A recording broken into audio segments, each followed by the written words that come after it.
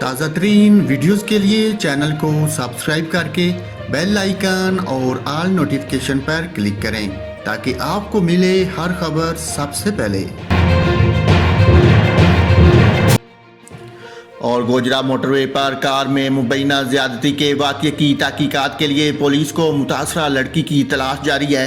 D S P Gojra میاں وقار کے مطابق مقدمے میں نامزد دونوں ملزمان گرفتار ہیں اور جیو فرانزک تحقیقات جاری ہیں۔ ابتدائی تفتیش میں متاثرہ لڑکی اور ملزم حماد کے درمیان گزشتہ 15 روز میں 100 کے قریب موبائل کالز اور ایس ایم ایس کا ریکارڈ پولیس کو مل چکا ہے، جبکہ متاثرہ لڑکی حرم کی جانب سے ملزم حماد کو واٹس ایپ کی گئی تصویر بھی پولیس نے برآمد کر لی ہے۔ پولیس کا کہنا ہے کہ مزید تحقیقات کے لیے متاثرہ لڑکی کا شامل تفتیش ہونا ضروری ہے، جس کے لیے بار بار طلب کرنے کے باوجود بھی متاثرہ لڑکی پولیس کے پاس نہ پہنچی۔